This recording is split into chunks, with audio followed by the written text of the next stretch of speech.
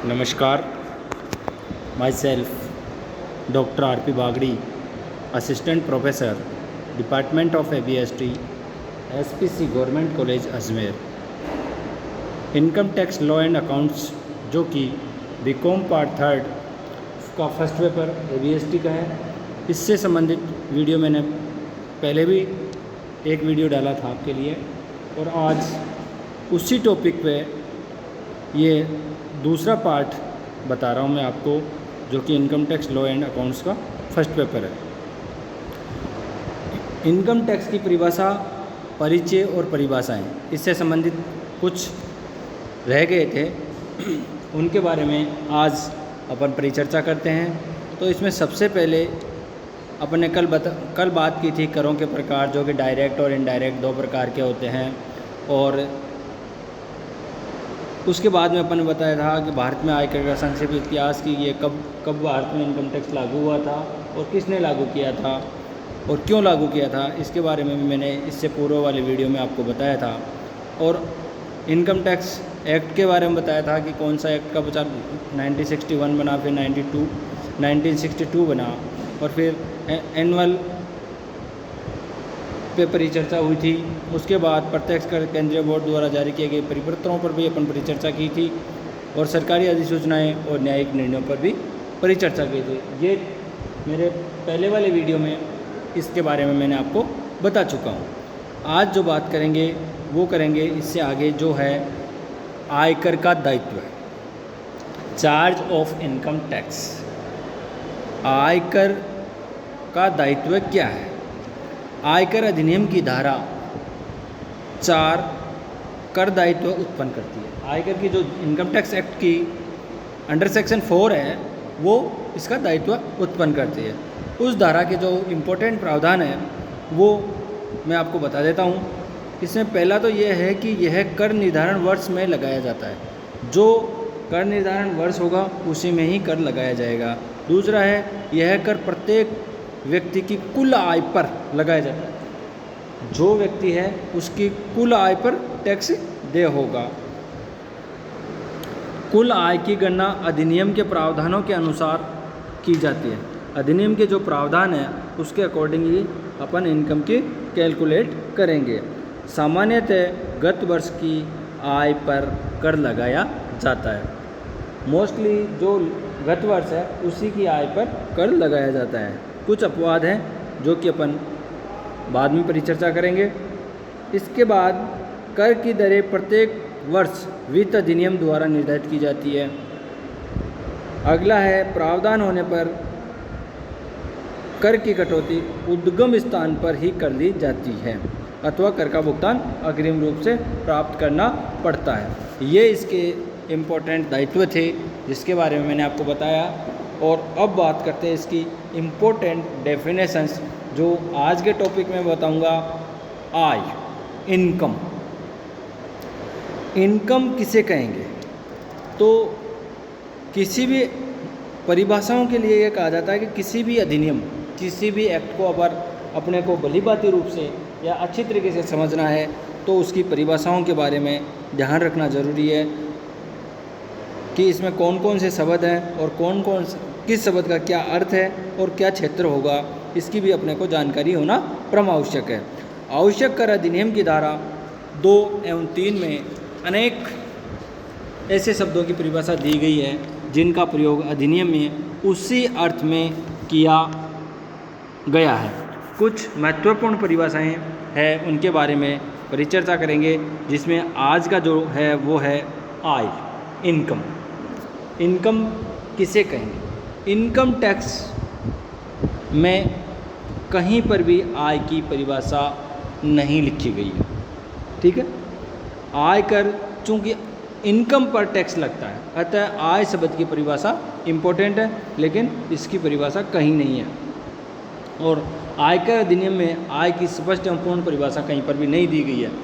केवल और केवल अंडर सेक्शन 224 में उन प्राप्तियों का उल्लेख किया गया है जो आय में सम्मिलित की जाती है। कि इंडिविजुअल आय की कोई परिभाषा नहीं है, लेकिन जो अंडर सेक्शन 224 है उनमें उन प्राप्तियों का उल्लेख है कि जो आय में सम्मिलित की जाती है। और इस धारा के अनुसार आय में कौन कौन सी मदें सम्मिलित की जाती है वो मैं कुछ कुछ आपको बता देता हूँ और कुछ कुछ आप अपने बुक से देख लेना। पहला है वो है लाभ। लाभ आपको मालूम है लाभ किसे कहते हैं? एक वस्तु को खरीदना और उसको बेचना, कम रुपए में खरीदना और उस पर निश्चित % प्राप्त करके बेच देना। उस पर जो ज़्यादा में जो होता है, जो अमाउंट जो हम अधिक प्राप्त करते हैं उसे लाभ कहते हैं और वो होती है आय। दूसरा होता है लाभांश। तीसरा होता है ये पुण्यार्थ, धर्मार्थ या धार्मिक उद्देश्य से के लिए स्थापित संस्था, वैज्ञानिक शोध संगठन, खेल कूद संघ और संस्था, विश्वविद्यालय, अन्य शिक्षण संस्थान जैसे चिकित्सालय, अन्य चिकित्सा निर्वाचक प्रन्यास द्वारा इनको कोई ऐच्छिक चंदा प्राप्त होता है तो उसको अपन टैक्सेबल मानेंगे। इसके बाद प्रिकोसाइड्स जो अनुलाभ होते हैं उनको भी अपन इसमें जोड़ते हैं, जो कि इनकम टैक्स एक्ट की अंडर सेक्शन 17(2) और अंडर सेक्शन 17(3) के अंतर्गत कर योग्य होते हैं। किसी कर्मचारी को अपने कार्यालय के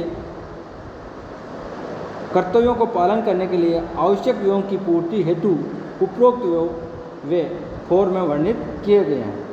इसी प्रकार कंपनी किसी संचालक या कंपनी के समुचित हित रखने वाले व्यक्ति या इनके किसी संबंधी को कंपनी से प्राप्त लाभ या अनुलाभ मूल्य तथा कंपनी द्वारा उक्त लोगों के ओर से किसी ऐसे दायित्व का भुगतान जो यदि कंपनी नहीं करती तो उन लोगों को करना पड़ता, वो भी आय मानी जाएगी। इसी प्रकार धारा 28 थर्ड ए के अंतर्गत एक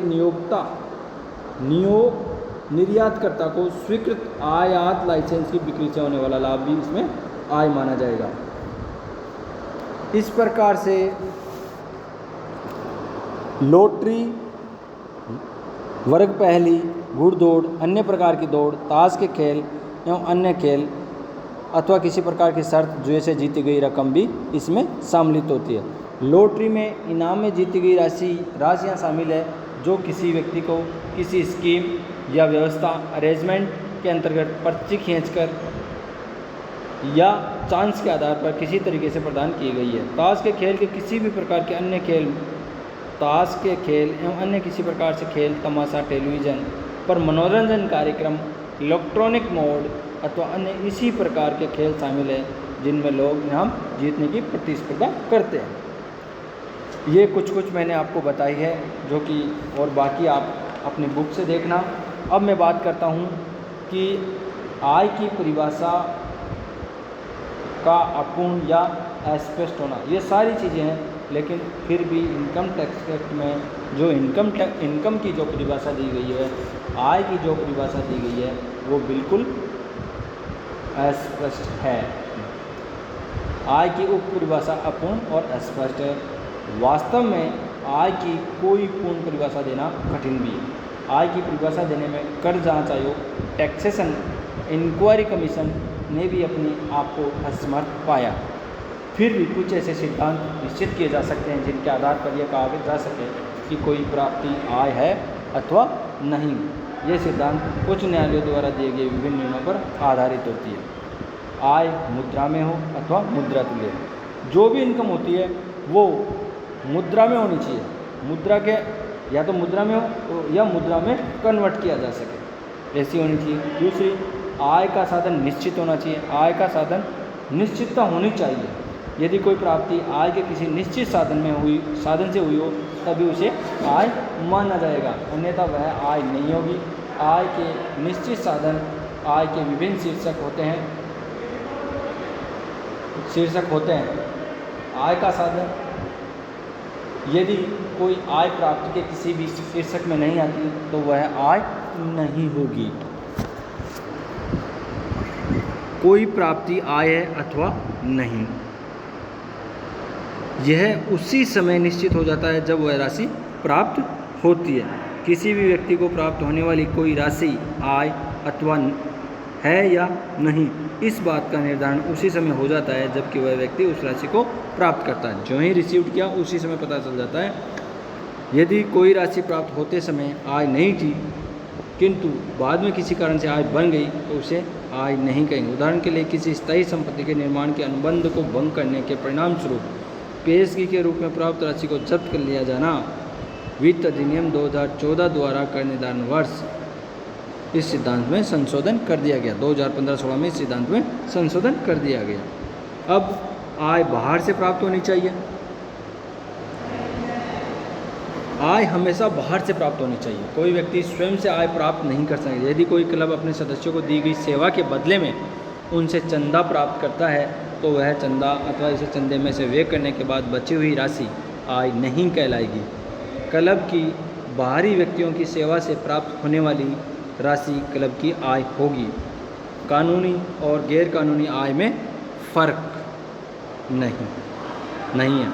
आयकर की दृष्टि से कानूनी तथा गैर कानूनी आय में कोई फर्क नहीं है कि कानून द्वारा प्रदत्त भी आ सकती है और गैर कानूनी भी आ सकती है। आय होनी चाहिए।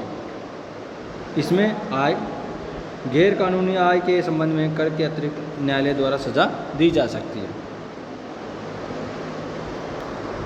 आय में नियमितता होना आवश्यक नहीं है। नियमितता होना आवश्यक नहीं है कि नियमित आय, सामान्यतः आय नियमित रूप से प्राप्त होती है, जैसे साप्ताहिक, मासिक, त्रैमासिक, परंतु यह आवश्यक नहीं है कि आय नियमित रूप से ही प्राप्त हो। इकट्ठी मिली हुई राशि भी आय होती है, जैसे ग्रेजुटी। इसी प्रकार लॉटरी, जुआ आदि की आय में भी नियमितता होती है, परंतु प्राप्तियां आय कहलाती है। विवादास्पद आय पर भी कर लगता है। यदि किसी आय के स्वामित्व के संबंध में कोई विवाद हो तो उससे उन व्यक्तियों के कर निर्धारण को टाला नहीं जाएगा। ऐसी विवादास्पद आय प्राप्त करने वाले व्यक्ति को कर देना ही पड़ता है। अगर कोई विवादास्पद आय आ गई हो तो कहने का मतलब यह है कि आय किसी भी रूप में आय विवादास्पद हो, गैर कानूनी हो, कानूनी हो, तो उस पर टैक्स देना ही होगा। इसके पश्चात व्यक्तिगत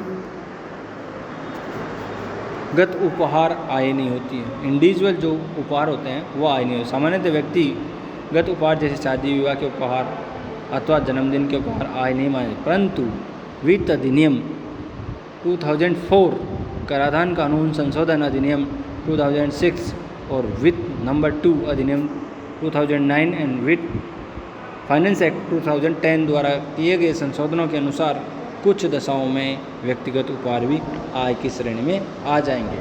इनको अपन अन्य साधनों की आय देखेंगे उस समय देखेंगे। इसके बाद संभावित आय को आय नहीं मानती। यदि किसी व्यक्ति के व्यापारिक रहते विनियोग अथवा संपत्ति के मूल्य में वृद्धि हो जाती है तो इसे इसकी आय नहीं कहेंगे। जब किसी संपत्ति को बेचा जाता है तब लाभ की राशि को आय कहेंगे। आय प्राप्ति का